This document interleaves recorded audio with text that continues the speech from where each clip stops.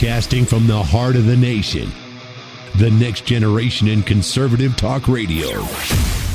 This is the Voice of Reason with Andy Hoosier. Oh, yes, it is. What is up, my friends? Welcome into it. It is your post-Monday celebration. Greatest day of the entire week. We have made it through the hardest day, which is Monday. Now you see the light at the end of the tunnel. We're going to carpe diemisms all over the place. I'm sticking to it. That's right. Well, welcome into the show. It's always great to have you. We got a big show lined up for you today. We have a potential new Democrat platform out there. Democrats are campaigning on something quite interesting. Say what? Are you ready for it? We'll break some of that down here in just a little bit. First and foremost, it is the Voice of Reason. My name's Andy Hoosier, broadcasting out of the heart of the nation in Wichita, Kansas, doing our thing like we do. Oops, no, let's try that one. There we go, every single day here on the program. Bottom of the hour, we have Jeffrey Gerrish on the program. He's a former ambassador for the Trump administration. We are going to talk about Trump tariffs, which are very controversial, apparently, because, well, Donald Trump wants to balance out the trade deals.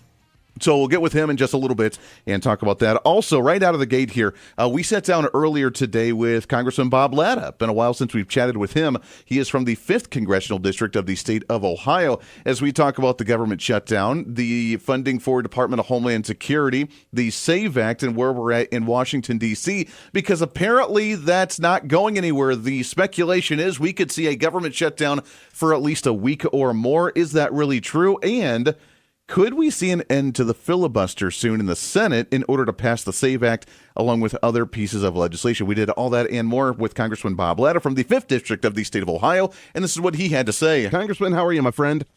Dandy, thanks very much. Yeah, beautiful day. Absolutely. Great to have you on the show again.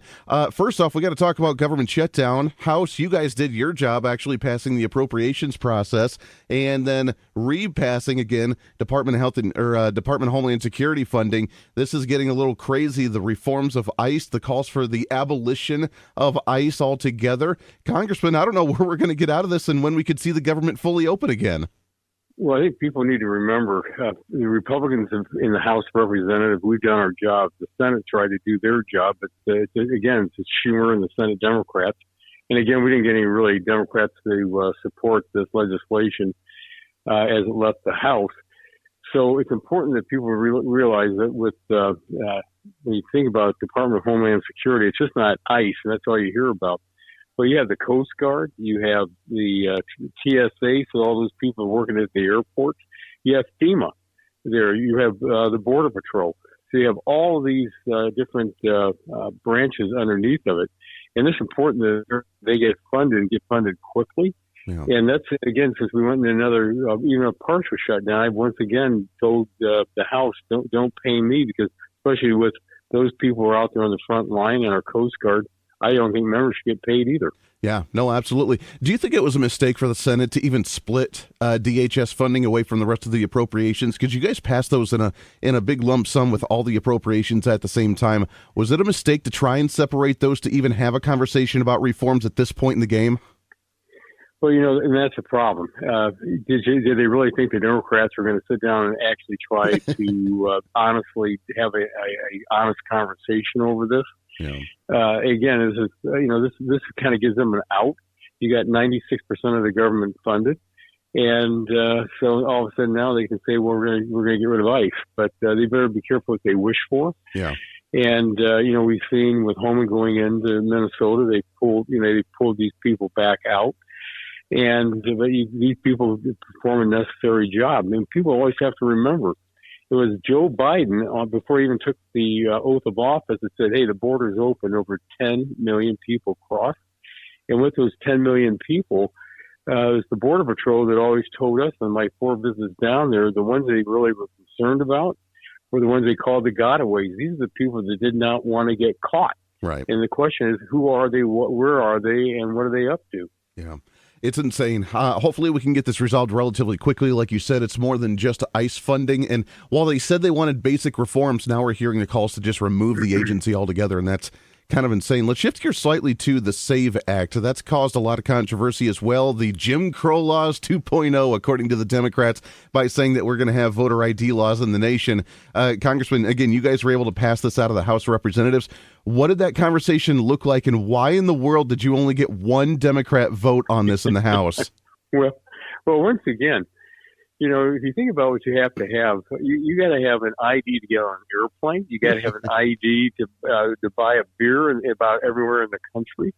You go down the entire, I remember once going into a post office, say, if you're going to cash a check here, you got to show your ID at the post office. So you couldn't even send a letter. And when you look at the overall Americans look at this and they say, yeah, we do believe you should be able to have to show an ID to vote. I think it's 35 or 36 states, Ohio being one, that you have to show an ID to vote. There's nothing wrong with that. And, the problem that we've had happen is over all the years, when people never moved and you stayed in one place, you go to the voting, everybody knew everybody. Yep. Well, today, people are so mobile, you don't know who's who. And it's important that people know that only the people that are supposed to be voting are voting. And so the Democrats in Congress are way off base on this thing.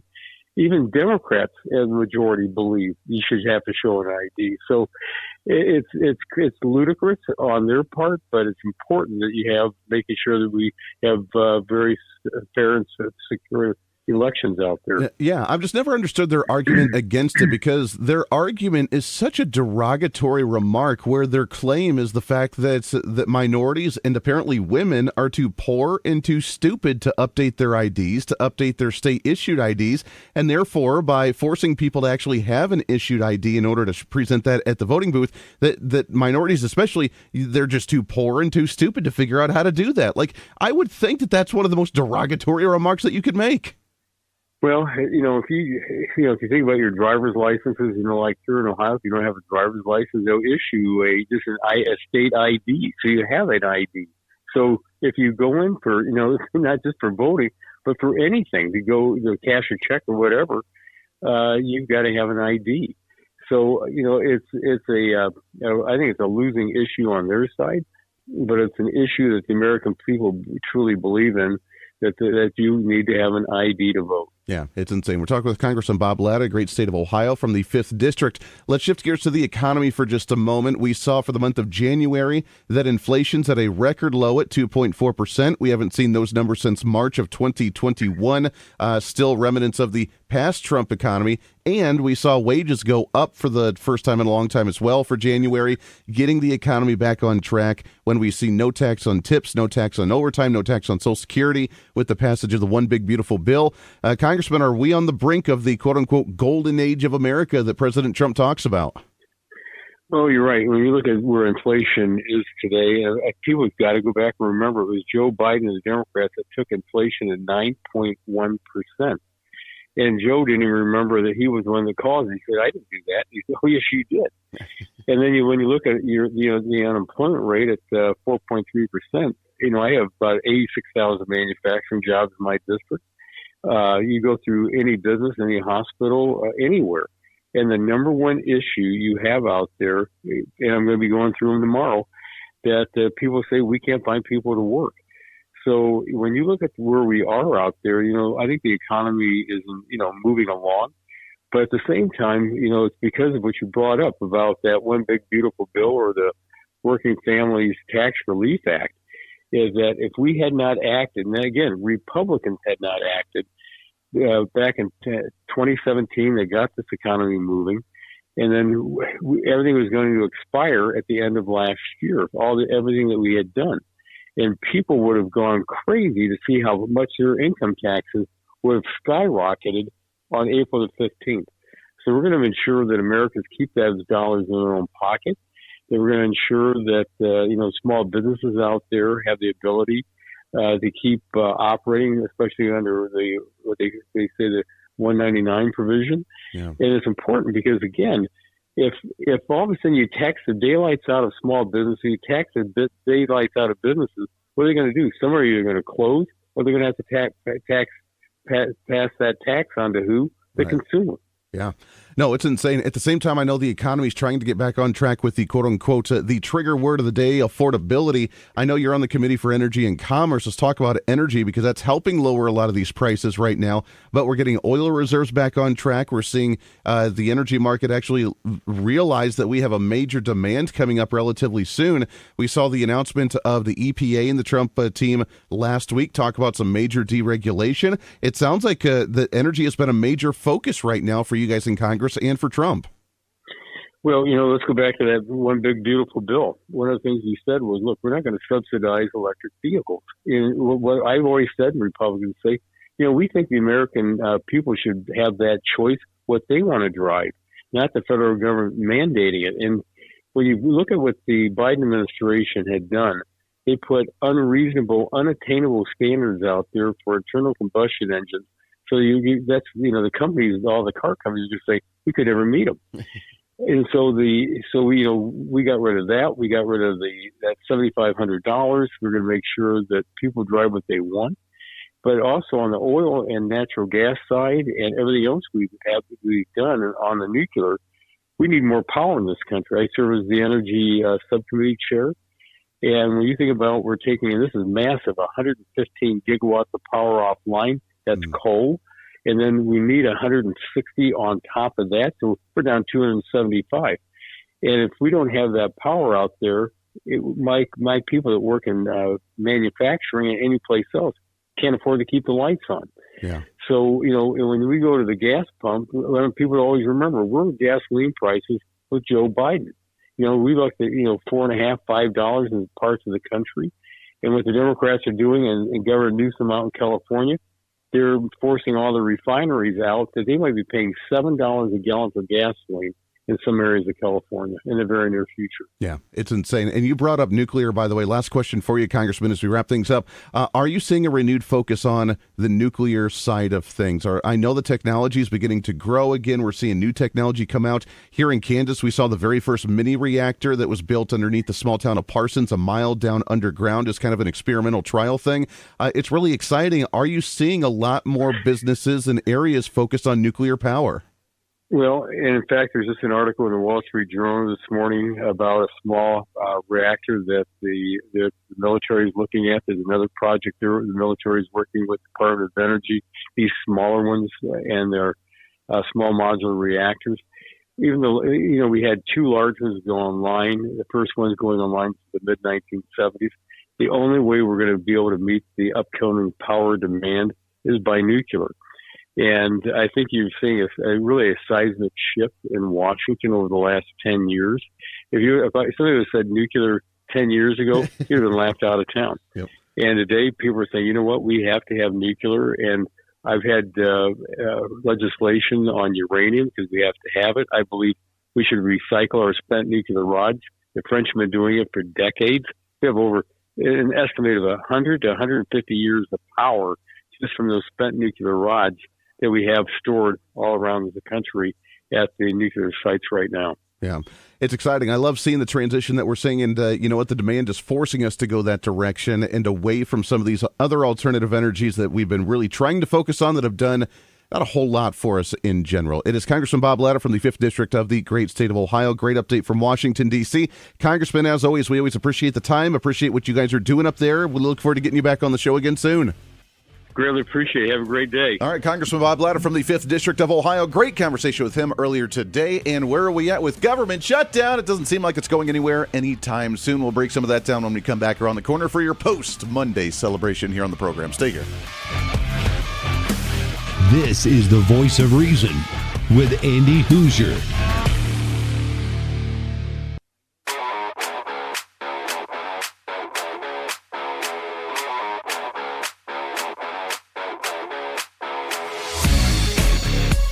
When reason meets radio.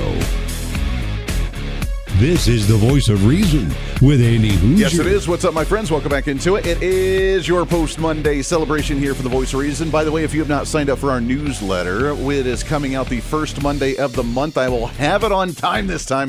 Well, become the latest Hoosierholic by signing up at HoosierReason.com. Also, I want to tell you about my friends at Lean. If you have not gotten Lean yet, you need to try it. It is amazing. I feel awesome. I've been doing it for just over, a month and a half now, and I feel absolutely great. Because as you know, if you are trying to go through your New Year's resolution, everybody's talking about weight loss injections because the results are pretty dramatic, and they work by lowering blood sugar and reducing appetite. But if you're looking for weight loss but not interested in some of the painful weekly injections, especially, by the way, when you hear about some of the intense side effects that they can have. That's why doctors created the weight loss supplement called Lean, and the results are pretty remarkable. The stated ingredients in Lean have been shown to lower your blood sugar, burn fat by converting it to energy, and curb your appetite and your cravings, so you're just not as hungry. And I see that as a good thing. But Lean is not for the casual dieter with only a few pounds to lose. Doctors at Brickhouse Nutrition created Lean for frustrated dieters that want to lose 10 pounds or more. And let's get you started on that journey today. Go to TakeLean.com and use our promo code REASON here for the radio show. We'll get started off with the 20% off on 20% off on your order and free rush shipping when you add Lean to your healthy diet and your exercise plan. Go to TakeLean.com, use the promo code REASON. Again, TakeLean.com, use the promo code REASON. Get 20% off right now and free rush shipping, and do it right now. All right, so I have a new theory on what the platform is for the Democrat Party. What's trending today? And I find it kind of hilarious because it's not going to work out for them, or at least so we think. Who knows? I mean, the Democrat Party is kind of evolving as it is. But apparently the whole Munich Security Conference is wrapped up now globally. And there are two new platforms that Democrats have come out with the people that they claim to be the new leaders of the Democrat Party. And that is Hillary Clinton, which is kind of funny in itself, Gavin Newsom, and AOC. I am told this is a garbage disposal. I know, that's where we're at now. I mean, if that's the Democrat Party, then that's where they're at. Marco Rubio's speech was a pure appeal to Western culture. My favorite part was when he said that American cowboys came from Spain. I thought they came from Winnetou, but I believe the Mexicans and descendants of African enslaved peoples would like to have a word on that. Okay, that's oh man, makes my brain hurt a little bit. But look, these are the people that they're trying to hype up as the leaders for the Democrat Party now. But there is a new platform that they are pitching, and they talked about it at the Munich Security Conference. And they've talked about it here on the home front. The latest out of the New York Times was Zohran Mamdani, the golden child of AOC, has now, according to the New York Times, has proposed threatening a 9.5% property tax increase for those within the city if they do not pass a wealth tax. Now, the wealth tax has been discussed on many different fronts. It was discussed by Gavin Newsom at the World Economic Forum just a few weeks ago, where he said he's not in favor of it, but the state of California wanting to pass it anyways, where he's trying to play the middle of the road guy, but behind the scenes really kind of supports it, right? That's kind of the guy he is. AOC also talking about it at the Munich Security Conference this past week as well, saying that it does need to happen with a wealth tax because we want to go after the rich millionaires and billionaires. So I ask you, I ask you the simple question. The wealth tax the Democrats are now proposing, I don't know where the whole affordability talk went. That went out the window now that Donald Trump addressed affordability. I don't know where that conversation is, but now we're hearing that, according to Zohran Mamdani, Gavin Newsom, AOC, the trigger word of the day is a wealth tax because we're going to go after the major millionaires and billionaires in the nation. And if you do not support that, then you're just not progressive enough. If that is the platform of the Democrat Party, good luck with that. We'll see how well that turns out for you. I can't wait, man. I can't wait. Can you wait for AOC to become the presidential nominee for the Democrats? Yeah, it's going to be fantastic. Lots more coming up. Stay here. This is the voice of reason with Andy Hoosier.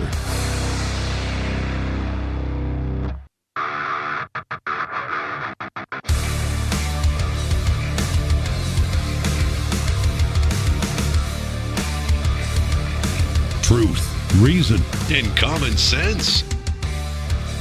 This is the voice of reason with Andy Hoosier. Yeah, it is. What's up, my friends? Welcome back into it. It is your post-Monday celebration here on the program. I love watching this whole Munich thing fall into place. The Democrat stance, the platform. Kind of entertaining to watch. Donald Trump, by the way, speaking on that as he was on Air Force One, I believe, headed back from the convention. I watched AOC answering questions in Munich. This was not a good look for the United States. I watched Gavin Newsom answering questions in Munich, and this was a bad look for our country. This was a bad. These two people are incompetent, and at least Hillary's competent. She's just Trump deranged. She was so deranged, and she is an angry woman. But I watched the other two speaking and answering basic questions.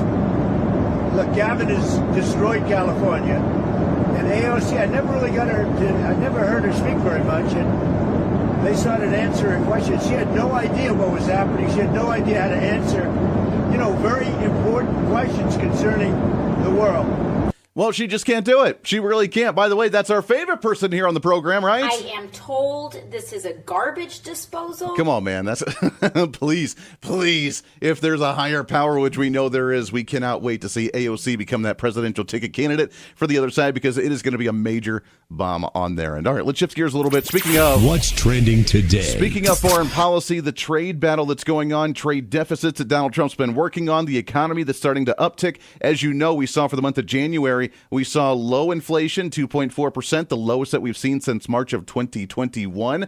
That was, by the way, the residual of the Trump effect of 1.0 of the administration. Wages are up, while at the same time, the tariff battles continue on, where, according to the media and the Democrats, they said that if we impose all these tariffs and all these trade wars, that we would see the economy crash, we would see the inflation skyrocket, we would see empty shelves on the big box stores. Did it happen? No, it did not. That's where we go to with our next guest on the program. Let's go to the Hoosier Media Hotline. That's right. Really happy to have on the program. He's an ambassador, also former deputy U.S. Trade Representative under Trump Admin 1.0. Really happy to have on here Jeff Gerrish. Jeff, how are you, my friend?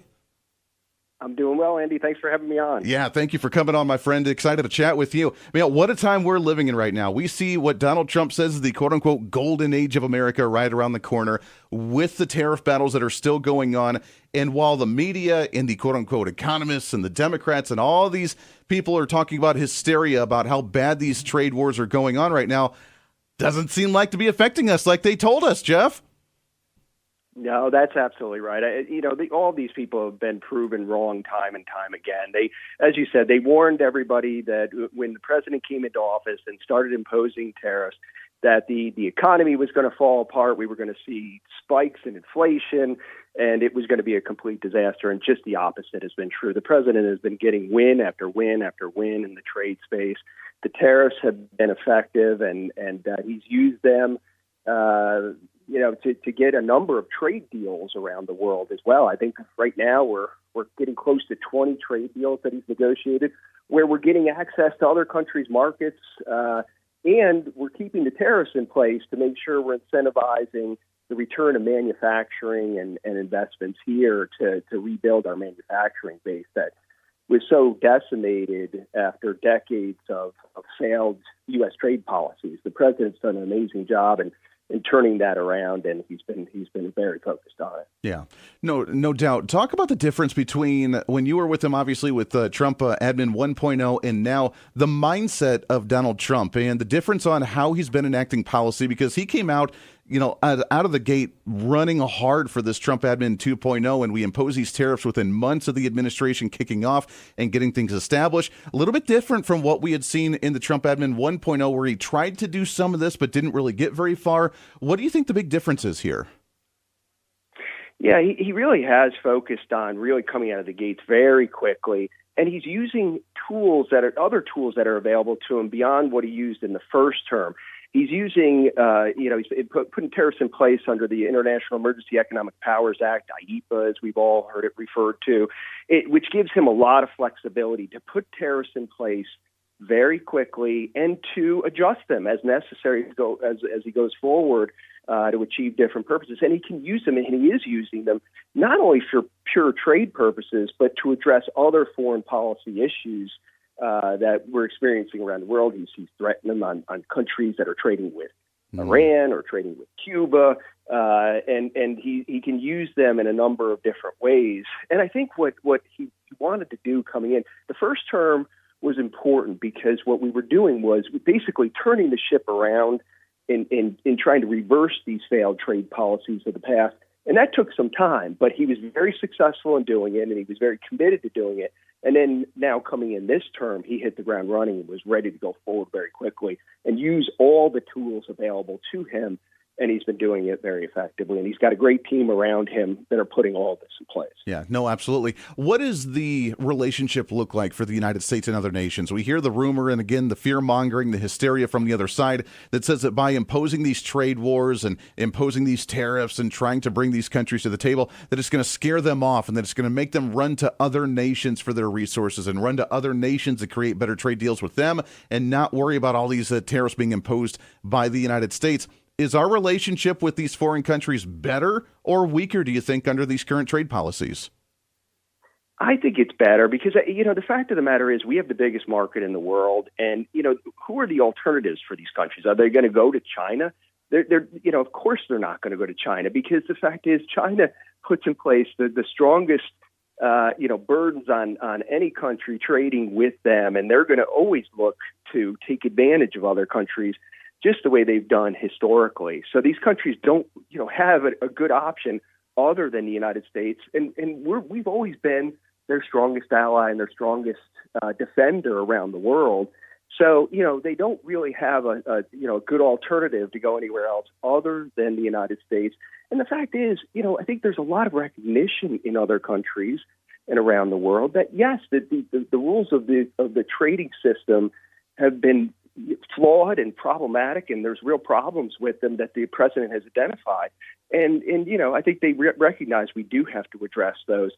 The president's trying to do that, and we're trying to work with other countries to do it and to make sure that, China doesn't come in and just dominate the world in all the important industries that are going to be critical for us going forward. Yeah, exactly. I wanted to go there with you with China and ask if that was the biggest threat that we had around the world. Kevin O'Leary was on the media recently talking about the threat of China and how we should be probably taking them a bit more serious. This is what he had to say. We're getting to a place now where there's only one adversary, and I think it's time to just call it out. China. That's it. And so you either are with us, so to speak, against China, or you're not, because China is getting ready for world dominance. And I call it what it is. Economically, militarily, AI, power, you name it, those guys are not fooling around. And if we don't wake up and get together on this, they will be the superpower. Now, if you're okay with that, and you want to live in that kind of a world, well, I don't. Yeah. So, Jeff, do you agree with that? Is that the big threat? And should we be paying more attention to the nation of China, do you think? I agree 100%. That is our biggest threat by far. And Kevin's exactly right across all those different facets, economically, militarily, and AI, and all these different areas. They have set out, they have a plan that President Xi put in place back in 2015. It's the Made in China 2025 plan. And what they set out to do is to achieve world dominance in a number of different critical industries, and then to prepare themselves to be able to dominate the world and be the world's biggest superpower. And of course, they're using all the funds that they're getting through trade, and they have over $1 trillion trade surplus that they're using to fund their military, and they're exerting themselves in Asia and around the world, and they're a real threat. Now, the huge threat to Taiwan is one that folks might wonder, well, wait a minute, why are we so worried about Taiwan? Well, first of all, it affects the trading routes in Asia pretty significantly if we lose Taiwan. Plus, we have the issue with semiconductor and semiconductor production in Taiwan, which obviously we're trying to reshore here to the U.S., but that's a significant concern going forward. So I think we need to be more focused on China and the threat that China poses to us. Why do you think, Jeff, that we allowed ourselves to be in such a trade deficit, and especially with the nation of China, when we rely almost completely on Asia for semiconductors or for pharmaceutical pills or for computer chips and technology? Why in the world did we outsource all of that to work and we're completely helpless and dependent on that industry? It is a huge failure that we had that led to all this. And the problem was, we let China into the World Trade Organization back in 2001, and we gave them most favored trading status with us at that time.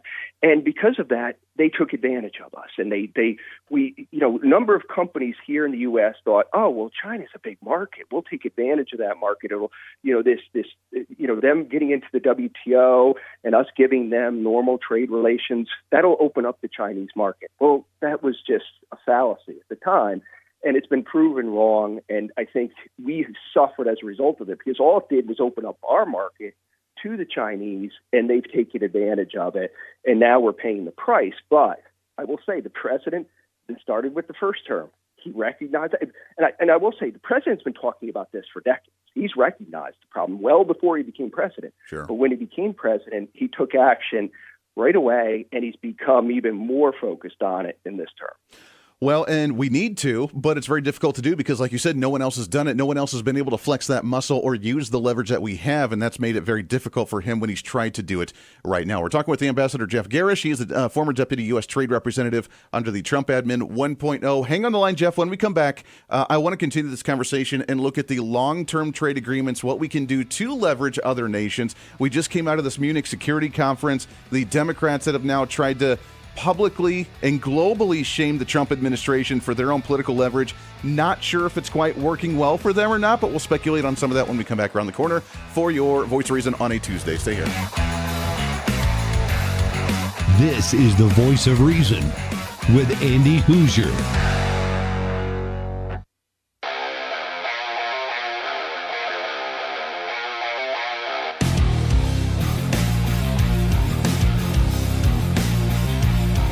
America's safe space for common sense.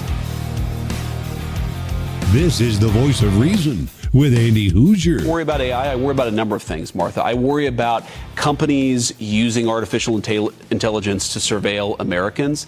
I worry about invasions of privacy. I worry a lot about political bias. If you go back to 2020, 2021, Google search was so biased in a left-wing direction that I think it actually changed America's political system. I don't want that to happen with artificial intelligence. So there are a lot of things we are worried about. So that's Vice President J.D. Vance. He was on Fox News earlier today. Interesting information. The battle for AI rages on. The new technology, what is it? The Project Stargate, the Trump admin announced like within a month or two of the first administration this past year. So the battle's on. Who can get the most technologically advanced AI? Not a lot of guardrails on there, but I guess we're moving somewhere with that AI. By the way, side note, not sure if people realize or not, or if they remember, today is the 5-year anniversary of Rush Limbaugh passing away. Yeah, today. Of course, the great radio icon, and the reason we have the talk radio format that we have today is because of the legend, the GOAT of Rush Limbaugh, passing away 5 years ago today. Interesting times. We are hanging out right now with Jeffrey Gerrish. He's former ambassador and working under the Trump administration 1.0 as we talk about trade relations, foreign relations, and so much more. Long term, do you think, Jeff, that we can sustain the trade deals that Donald Trump's been able to make here? We've shortened our trade deficits. Why we allowed a trade deficit in the first place is crazy. I mean, Jeff, we have literal departments of hundreds of workers that apparently were like, gee, maybe we should update the current deals that we have in order for us to not lose a buttload of money. But apparently that was not in the radar for them.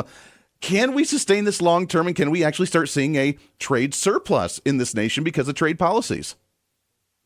I think it is sustainable, Andy, and I think we have, and the president's using this incredibly well, and he recognizes that he can use it, which is our own economic leverage and trade leverage that we have as the biggest market in the world and the biggest economy in the world, and he has put in place these tariffs. It's interesting because I think if you look back, a little over a year ago, and you ask people, well, are we going to have tariffs of 10, 15, 20% on countries around the world this time next year, and they would have looked at you like you were crazy. Now it's accepted, and even the European Union, which rails against tariffs, has accepted through their trade deal a 15% baseline tariff on their imports coming into the United States. So it's something that is sustainable. I think there's a recognition that these trade deficits are a huge problem for us. We're way too dependent on imports of critical products from around the world, particularly China. But it comes up with countries around the world as well. And we've hollowed out our manufacturing base in the United States. We need to rebuild that. We need to rebuild our self-sufficiency. And I think there has been a recognition in the United States, and the tide has turned. And all these predictions of terrible, terrible consequences from the tariffs, including inflation going out of control, just have been proven to be completely wrong. Yeah. And it's interesting. I think we keep hearing, companies are about to start increasing their prices. Well, we've been hearing about that for months. So I do think it's sustainable, and I think it's crucial that we do this because, again, we're far too dependent on other countries. We've been hearing about the rare earths problem, critical minerals, our reliance on China for pharmaceuticals. We have got to correct this, and we've got to become more self-sufficient, and I think it is achievable. Yeah, I find it hilarious. We're almost a year in now with the tariff battle, and I haven't yet to see the inflation skyrocket. And in fact, like we just said, we saw record low inflation for the month of January, the lowest that we've seen since March of 2021. So I mean, maybe it's happening. It's kind of like the doomsday people. The end of the world's going to happen tomorrow, so get ready. And then when it misses, they just set a new date. Last question for you. We got just less than a minute here, but like you mentioned, we're moving in the right direction. Do you see us becoming a little bit more self-dependent in the fact that we may produce our own pharmaceuticals? We could start building our own semiconductors, computer chips, that sort of thing. Can we see that happen in the next year or two, do you think? I do think that that's the case. And it's going to take some time. It may not be in the next year, but it may take a few years to happen, but it's happening already. Companies are already announcing significant investments. Pharmaceutical companies are announcing billions of dollars in investments here to produce here. Same with semiconductor companies. And the president's tariffs and trade policies are incentivizing them to locate here, to produce here, because otherwise they're going to be subject to tariffs. So It's really bringing back a lot of investment here. So we are going to become more self-sufficient in all these critical areas. And I think that's something that has been a significant win for the president, and it's something great to look forward to for us. Making America great again. The golden age of America is upon us, according to the Trump administration. We just found more raw materials in the nation. We're building our manufacturing back up, and we're moving in that right direction. Jeff, we appreciate it, my friend. Got to get an update again from you real soon. Sounds great. Thanks, Andy. Hey, you bet. Appreciate it. Great conversation. We'll do it again. Until then, back at it here on the radio. We'll see you back here soon. Bye.